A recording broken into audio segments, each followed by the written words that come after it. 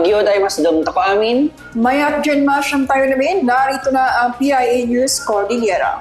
Hinigpitan ng Department of Agriculture ang pagbabantay sa implementasyon ng mga farm-to-market roads upang masiguro ang tamang paggamit sa pondo ng publiko. Para masiguro ito, inilunsad ng kagawaran ang FMR Watch, isang public transparency and monitoring portal para matrack ang mga proyekto mula sa proposal hanggang sa pagkompleto ng mga proyekto. Si Rod Azurin para sa detalye. Itinalaga ng Department of Agriculture ang Bureau of Agricultural and Fisheries Engineering na mamahala sa nationwide implementation ng mga Farm-to-Market Road o FMR projects. Ayon kay Agriculture Secretary Francisco Tio Laurel Jr., layunin ng pag-centralize ng responsibilidad na siguruhin ang consistent engineering standards, particular sa mga lugar kung saan direktang naapektuhan ng kalidad ng kalsada, ang farm incomes, logistics efficiency at access sa merkado. Bahagi ng hakbang ang FMR Watch, isang public transparency and monitoring portal na ginawa at pinapangasiwaan ng BAFE Information Systems and Digitalization Division. Sa pamamagitan nito ay matatrack ang mga proyekto mula sa proposal hanggang sa pagkukumpleto ng mga ito. Ito ay utos ng ating Pangulo na kailangan maging transparent ang lahat ng major actions, no, lalo na sa construction ng infrastructure, sa mga building ating gobyerno. Halos 5,000 proyekto na ang na-track ng FMR Watch mula 2021 hanggang 2025. Ang mga DA Regional Field Offices naman ang inatasan para sa araw-araw na koordinasyon at pagresolba ng mga issue na inihahain sa platform. Lahat ng komento ay otomatikong kinikilala at ipapadala sa kaukulang tanggapan para sa verifikasyon at aksyon sa loob ng 3 araw depende sa reklamo o komento. Ayon sa kalihim, layunin din ng online platform na maibalik ang tiwala ng publiko. Rod Azurin para sa BI News Cordillera.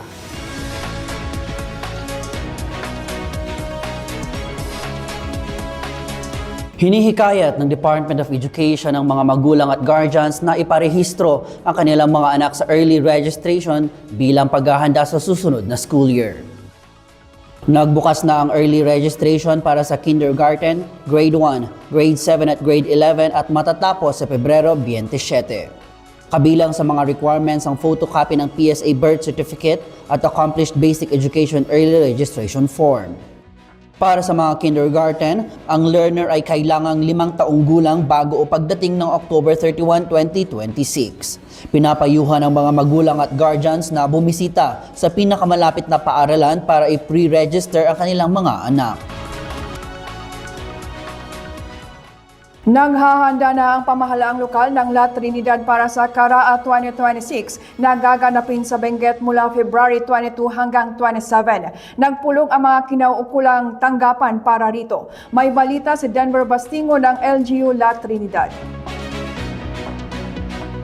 Isinagawa kahapon ang isang stakeholder meeting sa La Trinidad bilang bahagi ng paghahanda ng munisipyo para sa 2026 Cordillera Administrative Region Athletic Association o CARA-AMIT. Ang nasabing palaro ay gaganapin sa huling linggo ng Pebrero ngayong taon. Ayon kay Mayor Roderick Kawingan, mahalagang mapagandaan ang lahat ng pangangailangan ng mga atletang kakatawan sa munisipyo at lalahok sa iba't ibang larangan ng palakasan. Sinabi rin ng alkalde, ang La Trinidad ay magsisilbing host municipality para sa mga delegado mula sa Tabuk City. Dito po, i-host natin dito po sa Benguet State University. So ito po ay yung billeting area nila doon po sa high school ng BSU and at the same time din po sa elementary school ng Benguet State University. Talagang pinaghahandaan po natin. Meron lang siguro konting mga requirements na ating ayusin para at least okay na po siya. Samantala, kabilang sa mga pinaghahandaan ng lokal na pamahalaan ang seguridad ng mga atleta, pamamahala sa trapiko at iba pang mahahalagang paghahanda kaugnay ng aktibidad. Dumalo sa naturang pulong ang mga kinatawan mula sa La Trinidad Public School sa pangunguna ni District Supervisor De La Rosa Dilmas, La Trinidad Municipal Police Station Chief Zacarias Dausen, Municipal Fire Station, La Trinidad Water District at iba pang stakeholder. Ang Karaamit 2026 ay isasagawa sa lalawigan ng Benguet na magsisilbing host province. Denver Bastingo, Limitless, La Trinidad. Pinuntahan ni DSWD Secretary Rex Gatchalian ang mga proyekto ng ahensya sa Kalinga, partikular na ang mga community-driven developments. Report hatid ni Iril Signao. Nangako si DSWD Secretary Rex Gatchalian na pagbubutihin at iaangkop ang mga interbensyon ng ahensya upang tumugon sa mga natatanging pangangailangan at kultura ng Kalinga sa kanyang pagbisita sa lalawigan bilang bahagi ng kanyang development tour kamakailan. Sa nasabing tour, binisinta ng kalihim ang ilang development projects ng DSWD. Nakipagkumustahan siya sa mga benepisyaryo ng Sustainable Livelihood Program o SLP sa Barangay Kalakad, Tabuk City, kabilang ang Gandang Kalakad Weavers SLP Association at Bagtayan Livelihood Association. Ang dalawang organisasyong ito ay nakatanggap ng cash grant sa ilalim ng SLP para suportahan sila sa pagtatag ng negosyo sa backstrap weaving at soft broom making. Dahil sa programang ito, natulungan ang mga miyembro na magkaroon ng dagdag na pagkakakitaan at nakatulong din sa pag-preserve ng mga traditional crafts. Itong 2 araw ko sa Apayao at sa Kalinga na uunawaan ko na ibang-iba talaga yung kultura at yung mga pangangailangan natin dito kasi iba yung lugar nyo eh. Hahanap kami ng mga angkop na programa para culturally sensitive at the same time talaga yung mga programa dapat nagagamit nyo. Binisita din ni Gatchalian ang Barangay San Pedro sa bayan ng Rizal kung saan na-implement ang 3 sub-projects sa ilalim ng Kalahi Seeds Program. Kabilang dito ang pagtatayo ng Barangay Health Station, multipurpose drying pavement with storage facility at ang konstruksyon ng slope protection at concreting ng access road. Ayon sa barangay, malaki ang tulong ng mga proyekto sa kanilang pang-araw-araw na pamumuhay. Malaki po ang naitulong ng Kalahi Program sa pagpapabuti ng aming pasilidad, kabuhayan at serbisyong panlipunan na siyang nagbigay ng mas maayos at mas ligtas na pamumuhay sa aming mga residente. Sa kanyang mensahe, tiniyak ni Gatchalian na magpapatuloy ang Kalahi Seeds Program. Kalahi program na to, magtutuloy-tuloy ito. Sabi ng ating Pangulo, huwag kayo mag-alala, naglaan na ho ng pondo ang pamahalaan para itong mga maliliit na mga programa, maliit man sila, pero alam ko, napaka-importante dahil araw-araw nyo ginagamit. Iril Signao mula sa PIA Kalinga para sa PIA News Cordillera.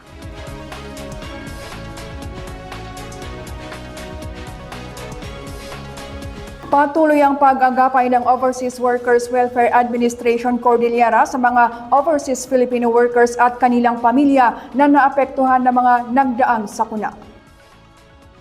Kamakailan, isinagawa ng kagawaran ang relief distribution para sa mga residente ng Upper at Lower Luacan, Itogon, Benguet sa ilalim ng Alagang OWA, Calamity Relief Assistance para sa mga OFWs.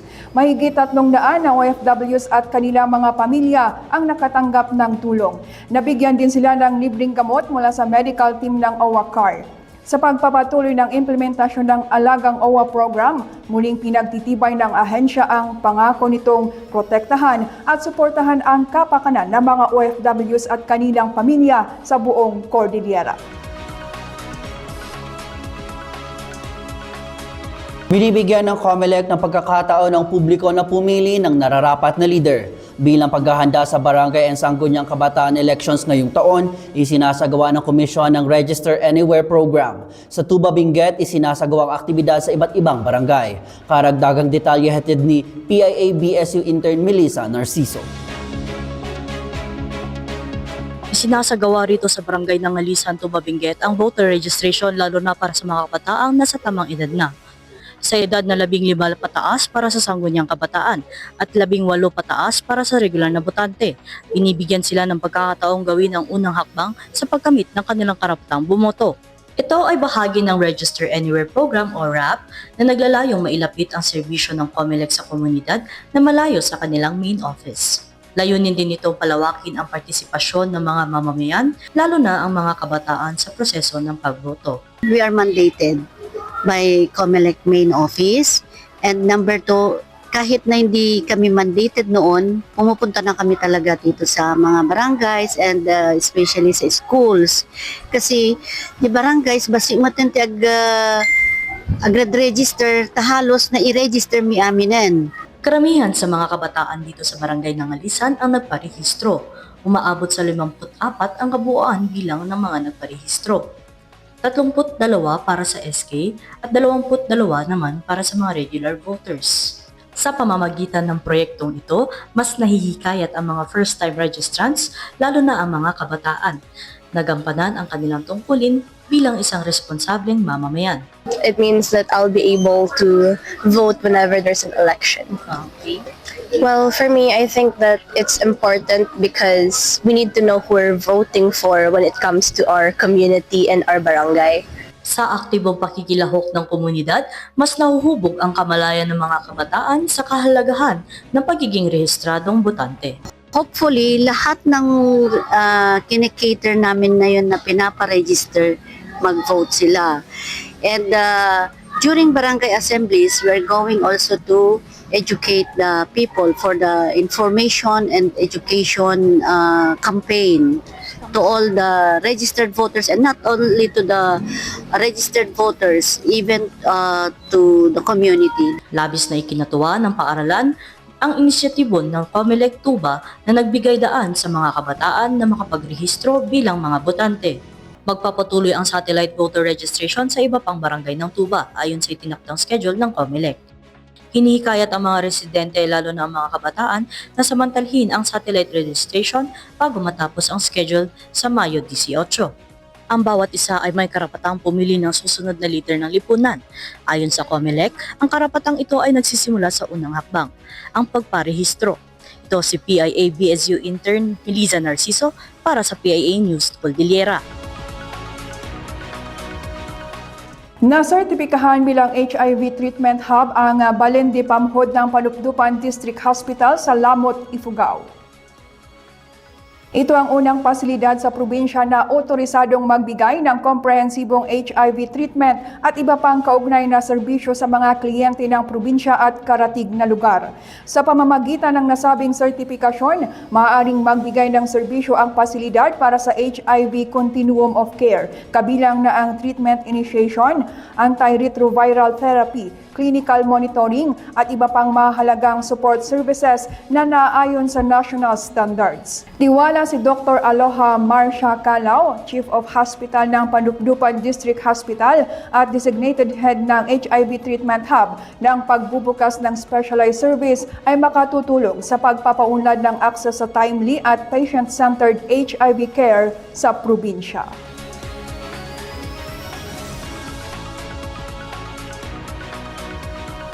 Sinimulan na ang implementasyon ng Integrated National Swine Production Initiatives for Recovery and Expansion o INSPIRE program sa Guhadan, Apapid Tinok, Ifugao. Kamakailan ay na-deliver na sa mga benepisyaryo ang 300 na biik. Ayon sa Municipal Agriculture Office, layunin ng programa na marisolba ang kakulangan sa supply at mataas na presyo ng baboy sa lugar dahil pa rin sa African Swine Fever. Ang INSPIRE program ay Recovery and Repopulation Program ng Department of Agriculture para sa hog sector.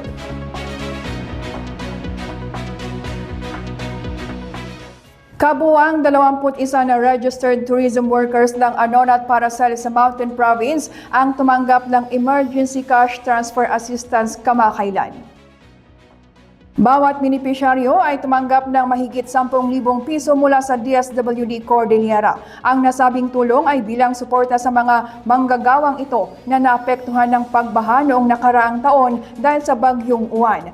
Nagpasalamat naman si Mayor Marcos Ayangwa sa suporta ng pamahalaan sa mga tourism workers.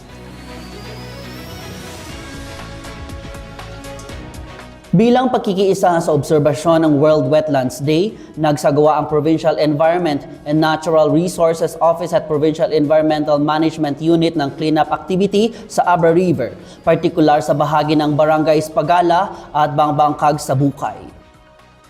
Ang aktibidad ay sinuportahan din ng mga opisyal, mga miyembro ng 4Ps at volunteers mula sa Barangay Tabyog at Palakyo. Sa nasabing aktibidad, nakakolekta sila ng aabot sa 129.5 kilograms na recyclable waste, 5 kilo ng residual waste, 3 kilo ng tin cans, 10 kilo ng glass bottles at gulong ng motorsiklo. Ayon sa Environmental Management Bureau, ang mga nakolektang basura ay maaaring inanod sa lugar dahil sa hindi tamang pagtatapon ng basura ng mga komunidad. Dahil dito ay muling nagpaalala ang DENR ng mahalagang papel ng bawat isa sa pagprotekta sa mga ilog at wetlands sa pamamagitan ng tamang pangangasiwa ng basura.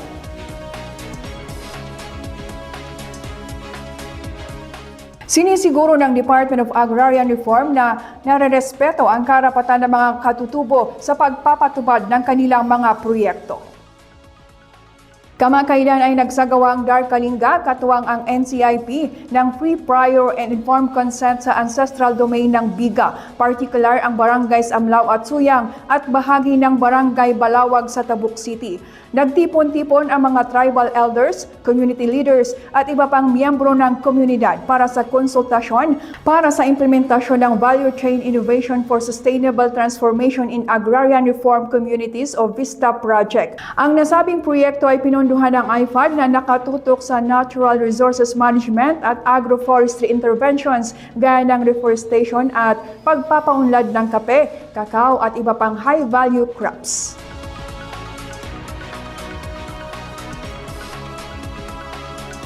Isa sa mga idaraos na selebrasyon sa La Trinidad Benguet ay ang Coffee Festival ngayong Pebrero. Ano kaya ang mga dapat abangan sa festival?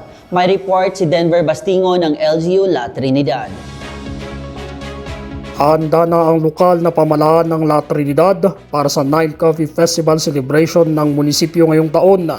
Ayon kay Municipal Agriculturist Officer Nida Organo, tampok sa selebrasyon ang iba't ibang aktibidad tulad ng trade fair, mga seminar at pagsusulong ng pagtatanim ng kape sa lugar. Of course, number one is the coffee cupping or the tasting of coffee by our accredited coffee tasters or graders.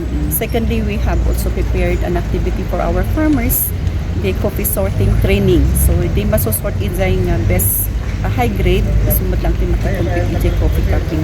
Tapno makita mo lang kas ano daag improve. Kasama rin sa mga nakalinyang aktibidad ang iba't ibang competition gaya ng Coffee Product Promotion Fair, Search for Best Coffee Farm, Search for the Best Coffee Shop of the Year ng La Trinidad, Indigenous Coffee Roasting and Brewing at Coffee Art Painting Competition. Isasagawa ang Coffee Festival mula Pebrero 18 hanggang 20 na may timang Sing Euni Kapi, Ulnos di Umidi. Inaanyayahan ang publiko na makibahagi at makiisa sa selebrasyon ng industriya ng kape sa La Trinidad Benguet. Denver Bastingo, Limitless, La Trinidad.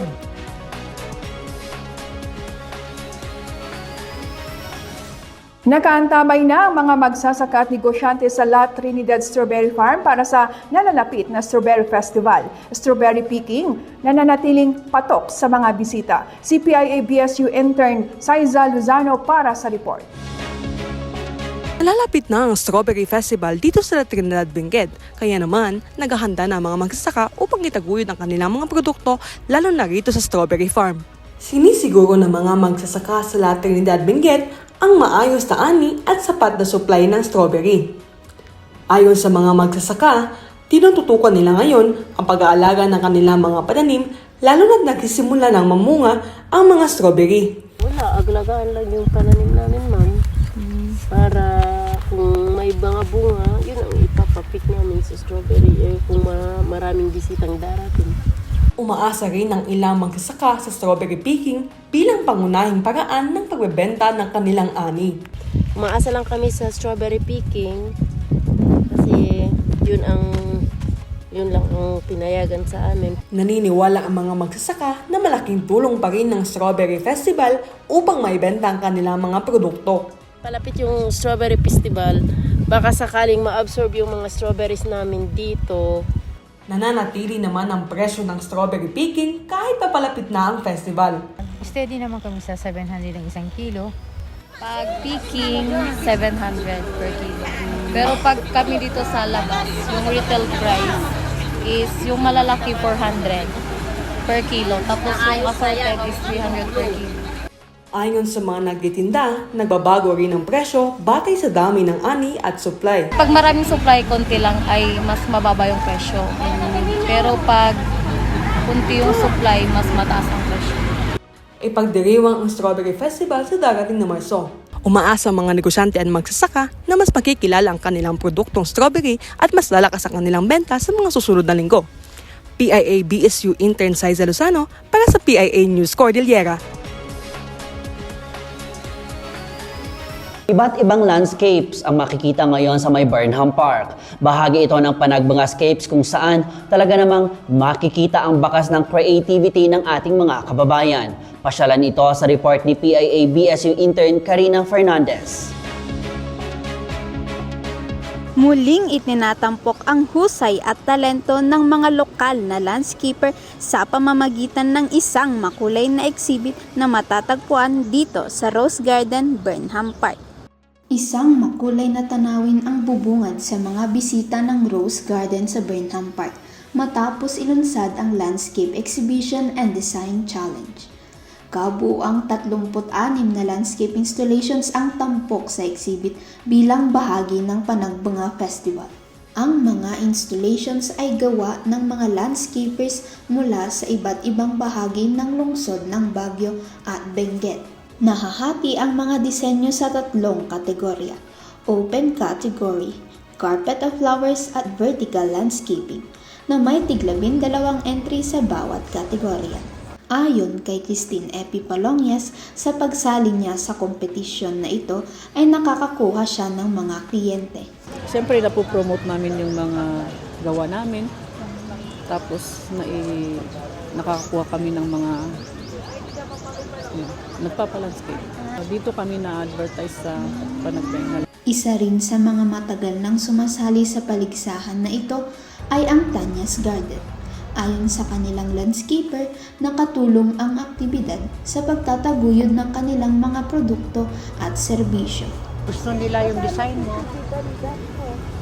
Hihimukin ka nilang gagawa. Maglalandscape ka sa kanilang. Kung ganitong design ang gusto nila o yung ganun lang. Falls, pwede rin. Meron naman yung bumibili. Kung anong ipipinpoint dyan, yun lang ang bibili. Pero as of now, ito lang muna ang binebenta.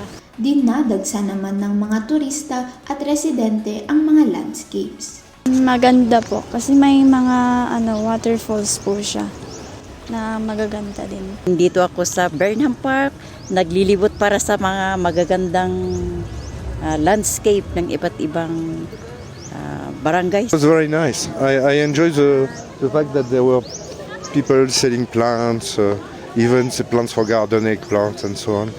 It was a nice place, globally speaking, and peaceful. Una nang inihayag ng Department of Tourism na nakatutulong ang Panagbunga sa ekonomiya, partikular na sa mga lokal na negosyo, mga magsasaka at local artists. Yung Panagbunga Festival, of course, hindi lang ito kasi showcase. It's not just about, gathering and celebrating and showcasing the flowers of Baguio and Benguet, but it is also to really boost the economy. Hinihikayat ang publiko na bisitahin ang exhibit at patuloy na suportahan ang mga lokal na talento. Ako po si PIA BSU intern Karina Fernandez para sa PIA News Cordillera. Iba't ibang lokal na produkto ang tampok sa market encounter na bahagi ng Panagbunga. Silipin natin ang ilan sa mga produktong ito sa report ni PIA BSU intern Kyle Daguan. Isa sa mga selebrasyon dito sa Panagbunga ay ang market encounter dito sa Baguio City, kung saan itinataguyod ang iba't ibang produkto na patok, hindi lamang sa mga lokal, maging sa mga bisita. Tampok dito ang iba't ibang food stalls, mga aesthetic na kapihan at mga kakaibang exotic foods na tiyak na babalik-balikan. Patok rin sa mga turista ang mga lokal at authentic na produkto, mula sa matatamis na strawberry jam, wine at ube halaya, hanggang sa mga naggagandahang handicrafts at souvenirs na talaga namang maipagmamalaki ng mga local store owners. Ay, mga feedback ng mga customers at turista dito sa Panagbunga Trade Fair is masaya sila kasi sabi usable lahat daw yung mga gamit ng mga paninda ko. Tapos mga sinusuot gaya ng mga local bags, mga pasiking at mga kitchen utensils. Bukod sa mahusay na serbisyong hatid ng mga stall owners sa kanilang mamimili, naging daan din ito upang mas makilala ang kanilang mga produkto na nagbibigay ng malaking oportunidad at benepisyo para sa mga kanilang kabuhayan. Itong Panagbenga Trade Fair is malaking tulong ito kasi na-advertise yung mga product namin. Lalo na itong mga local products na yung mga products namin is usable siya kasi more on kitchen utensils, mga dekorasyon at mga nagagamit. Isa sa mga natatanging handog dito ay ang authentic Cordilleran cuisine, ang Taste of Cordillera. Dito, bida ang mga tradisyonal na pagkain tiyak maibibigay ng natatanging karanasan sa bawat turista at bisita. For one thing, Cordilleran ako, so maganda na yun din ang sundin kong i-serve sa mga customer dito sa Baguio. Kasi hindi naman gaano karami nagsaserve ng gano'n. I think inaisip ko na maganda na gawing business kasi maraming nagkakagusto. Ang Panagbenga Market Encounter ay isang paraan din upang matulungan ang negosyante na mailapit at maibenta ang kanilang mga produkto sa publiko. Para sa mga hindi pa nakakabisita, huwag palampasin ang pagkakataong maranasan ng sigla at saya ng Market Encounter. Support local! PIA-BSU Intern Kyle Daguan para sa PIA News Cordillera.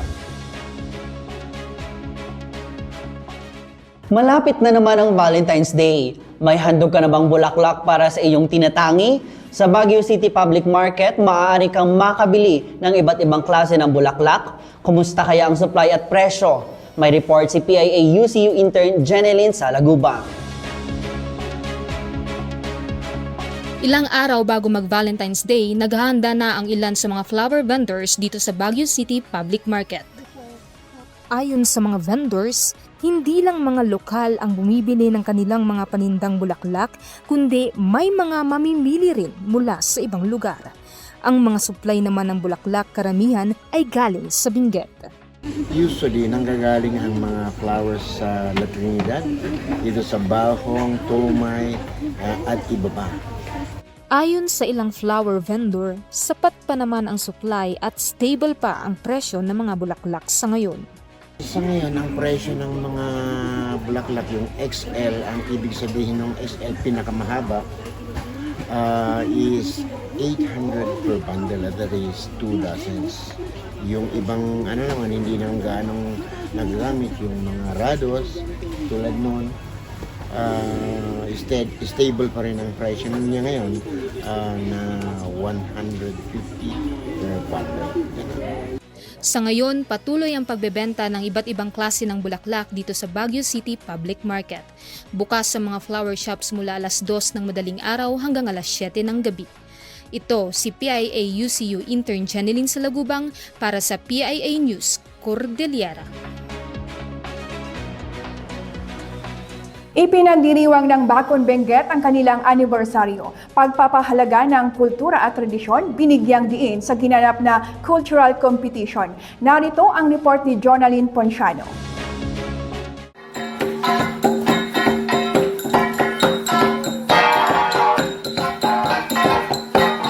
Bumidang mayamang kultura ng Bacon Benguet sa ginanap na cultural competition bilang bahagi ng ika-70 na anniversary celebration ng bayan. 5 paralan ang nakibahagi sa kompetisyon kung saan pinatunayan nila ang kanilang pagmamahal sa kinagisnang kultura. Kabilang sa mga nakibahagi ang Manliwang Cultural Group ng Sinakbat National High School. Iprinisinta nila ang Sagawsaw o Ritual of Healing. Pinuputol ang tuna na putri fern, inuukit na parang ulo bago itinataas para mapakalma ang mga espiritu. Sinasabayan ito ng pagsayaw ng mga residente. Ipinakita naman ng Bacon National High School ang Bengekan. Ito ang ipinangalan sa igat na pinaniniwala ang nahulog mula sa Patan Falls. Ang balat nito ay ginamit na pantakip sa ulo ng sulibaw na nang patunugin ay nagdala ng ulan sa kanilang bayan. Itinampok ng Palidan Integrated School ang alamat ng Beto o Bitag. Ito ang naging solusyon sa problema ng mga residente ng Mabatang sa Dalipay na mga baboy ramo na kumakain at sumisira sa kanilang mga pananim.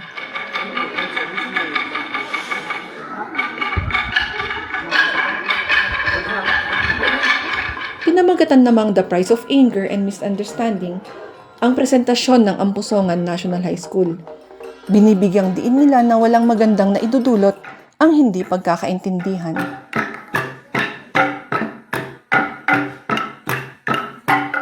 Samantala, ang Kayapa National High School inilarawan kung paano nakuha ng Bawdan ang kanyang pangalan. Ang Bawdan ay kung saan tinatali ang mga mababangis na hayop.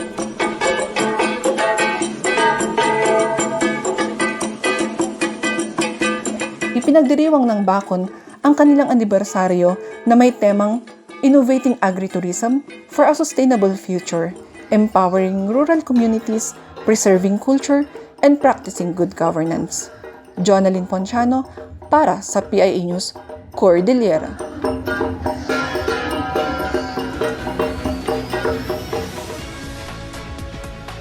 Magandang balita! Kamakailan ay kinoronahan si Miss Ifugao Valerie Pawid West bilang Miss Global Philippines 2026.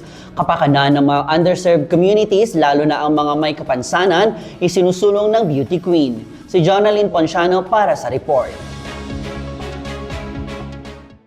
Pagpapahalaga at pagsusulong ng mga programa para sa mga may kapansanan ang pangunahing advokasya ni Miss Ifugao Valerie Pawid West, ang kinoronahang Miss Global Philippines 2026. Ayon sa kanya, layunin niyang maihatid ang mga serbisyo sa mga hindi gaanong nasaserbisyohan na komunidad, lalo na ang mga batang may espesyal na pangangailangan. These children became my greatest teachers. They taught me that disability is not limitation, but rather a different kind of brilliance. Kwento ng Beauty Queen, bata pa lamang siya ay nagbibigay aliw na ito sa mga children with disabilities sa pamamagitan ng pagkanta. Ang kanyang advokasya, dinala niya sa Best Buddies International, isang malaking movement para sa inclusion. Sa pag-uwi nito sa Ifugao, sinabi ni West na nakita niya na mayroon pa ring may mga kapansanan na nakararanas ng stigma at napag-iiwanan, kaya naman itinatag niya ang Pulse of Hope. Pulse of Hope is a fusion of all three, bringing biomedical innovations, preventative health education, and music therapy to underserved communities. Bilang isang biomedical engineer, layunin din ni West na palawakin pa ang kanyang mga advokasya at inisyatibo sa pamamagitan ng sinalihan itong plataporma. Millions of Filipino children with disabilities still struggle in silence. So today, I invite you, speak up, show up, take action, celebrate ability instead of disability. Let your voice be the rhythm, let your heart be the beat, and let your actions be the pulse of hope that brings life into the world. Si West ang kakatawan sa Pilipinas sa Miss Global 2026 na gaganapin sa Thailand sa darating na Marso. Jonalyn Ponciano para sa PIA News, Cordillera. Bilang pagdiriwang ng National Arts Month ngayong Pebrero, ating bigyang pansin ang mga kwentong bumubuklod sa iba't ibang talento, sining at musika. Isa sa kanila, sa kabila ng kanyang kapansanan, patuloy na nagbibigay inspirasyon sa pamamagitan ng kanyang mga obra. Kilalanin natin siya sa report ni PIA-BSU intern Athena Akangan. Hindi lamang matataas na pader at magagandang tanawin ang makikita rito sa Grootstone Kingdom, kundi mga makukulay, kamangha-mangha at tila buhay na imahe ang dinaragsa ngayon sa pasyalang ito sa Baguio City. Ito ay gawa ng mga artist mula Isabela. Tampok sa kanilang mga obrang maestra ang iba't ibang uri ng painting gaya ng string art, hyperrealism oil painting, realism with a touch of fantasy, at line art. Ang mga estilong ito ay likha ng organisasyon ng Isabela Artist Circle na naglalayong bigyan ng oportunidad ang inspiring artist. Isa sa mga artist ng Isabela Artist Circle ay si Mark Agkawili, isang PWD artist na tubo ng Ilagan City, Isabela. Tampok sa kanyang obra maestra ang mga showbiz personalities, kabilang na sina Coco Martin, Alex Gonzaga, Ivana Alawi, at mga beauty queens. So, si Mark is one of our talent Siya po yung isa sa mga unang nag-respond nung nag-create ako ng organization sa Isabela. And then, nakita ko yung progress niya. Nagsimula siya bilang simpleng artist lang, bilang isang simpleng PWD artist. Then, unti-unti po siya nag-grow. Hindi lamang sa Baguio gumagawa ng pangalan si Mark, kundi maging sa ibang lugar dito sa ating bansa. Sa katunayan, taong 2020, binigyan siya ng parangal bilang one of the most outstanding Isabela artist, outstanding Ilanggueño visual artist taong 2024, at siya din ay inimbitahan ng National Council on Disability Affairs para sa International Art Exhibition sa Milan para sa Cortina Winter Paralympics Games. Umani naman ng pagkilala mula sa mga bisita ang mga nakadisplay na obra rito. Magaganda siya lahat. Talagang kung saan parang may history. Yung niya, yung makikita mo sa mga nakalagay na dito, mga frame, yung mga portrait niya. It's simbolo ng mga history ng Baguio. Sa mukha ni Mark, nakalarawan ang ngiti at saya sa pagbibigay nito ng inspirasyon sa pamamagitan ng kanyang mga obra. Sa mga larawang nakapaskil sa malamig na pader ay nakatitig. Pinapahiwatig na ang kapansanan ay hindi hadlang para makamit ang pangarap. PIA-BSU intern at tinakangan para sa PIA News Cordillera.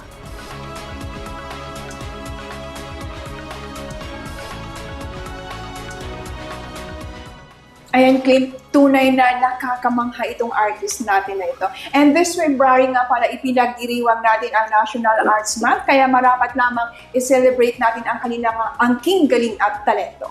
At sana nga din ay tuloy-tuloy ang ating pagsuporta sa mga artists, hindi lamang ngayong Pebrero. At ito nga pala ating mga kakailian, hindi lamang visual itong ating mga artists. May mga singers, may mga dancers, at may mga actors din. Ayan, so suportahan natin sila. Yan lamang ang ilan sa mga balitang ating nakalap ngayong linggo. Para sa iba pang news updates, i-follow kami sa aming Facebook, Philippine Information Agency Cordillera Administrative Region, at sa X-App sa PIA_Cordillera. Mag-subscribe din sa aming TikTok, Spotify at YouTube channel na PIA Cordillera. Ako po si Debbie Ibasco Gasigay. At ako naman po si Clint Isban Totanes, na Imbag Amalong.